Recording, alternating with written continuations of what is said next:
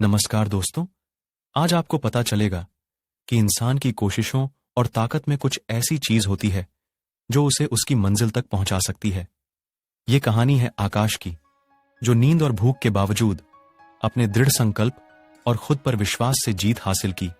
आइए शुरुआत करें। मैं नौकरी संबंधित कार्य से लगभग हर रोज दिल्ली का आना जाना होता है। वापसी पर रास्ते में एक ढाबे पर रात्रिभोज हेतु रुकता हूं। खाने का मेन्यू बार पढ़ता हूं। हाफ दाल 4, रोटी 1 प्लेट सलाद, 2 कटोरी सफेद मक्खन और आखिर में मीठे में खीर। लगभग हर रोज एक व्यक्ति मेरी टेबल पर आता है। मैं उसे वही मेन्यू बताता हूं।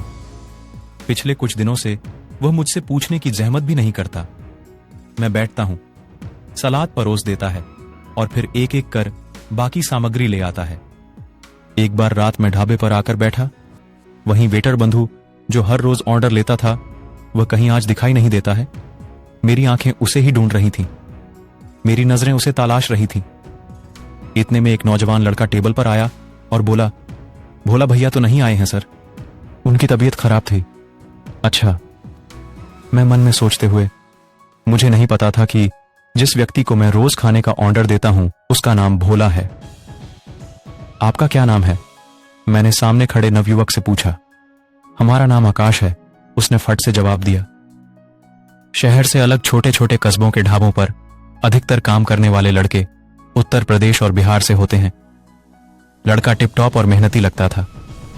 सधी हुई कदकाठी, बालों में थोड़ा ज्यादा सरसों का तेल लगाकर कंघी किए हुए बाल लग रहे थे। सबसे बड़ी बात, जब मैंने उसके शरीर को ऊपर से नीचे देखा तो उसके जूते चमक रहे थे। लग रहा था कि अभी पॉलिश किए गए हैं। मन में सोचते हुए मैंने कहा, अच्छा है। मैंने अपने खाने की मेन्यू बताने की शुरुआत की ही थी कि उसने मेरी बात काटते हुए कहा, पता है सर मुझे, हरा सलाद, दाल, मक्खन, रोटी, खीर। मैंने उसकी ओर देखा, मुस्कुराया और कहा, जब पता है तो ले आइए, भूख के मारे जान निकल रही है। वह सुनते ही किचन की ओर चला गया। कुछ ही समय बाद वापस फिर आया। बोला, sir if you don't mind, एक बेटर ऑप्शन है आपके लिए। मैं एक क्षण में आश्चर्य रह गया। If you don't mind, better option? मेरे सामने ढाबे का एक वेटर खड़ा था या किसी मैनेजमेंट इंस्टीट्यूट से MBA किए हुए मैनेजर खड़ा था? शक्ल देखकर तो लग नहीं रहा था कि उसे अंग्रेजी का A भी आता होगा। मैं बिल्कुल निस्तब्ध सा हो गया। मन में बस पूछने की जिज्ञासा हो रही थी। मैंने कहा, क्या बेटर ऑप्शन है सर? मैंने व्यंग्यात्मक लहजे में पूछा।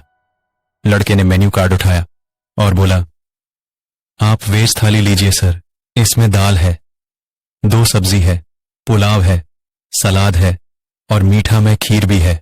और सर ये थाली आपको मुकाबले 20% सस्ता पड़ेगा। वह लड़का एक सांस में कह गया। मैंने मन में सोचा कि पहले डोंट माइंड बेटर ऑप्शन यानी अंग्रेजी और फिर 20% यानी मैथमेटिक्स भी। अबे कौन है ये लड़का? ध्यान से मेनू कार्ड देखा तो वाकई बिल में 20% का प्रॉफिट हो रहा था। अपनी उम्र के 42 बसंत देख चुका हूं। खत पढ़ लेता हूं साहब, लिफाफा खोले बिना। बिना रुके उससे कहा कि क्या करते हो? मैंने प्रश्नवाचक निगाहों से उससे पूछा। यही काम करते हैं, उसने जवाब दिया। इसके अलावा क्या करते हो? मैंने पूछा। UPSC की तैयारी कर रहे हैं सर।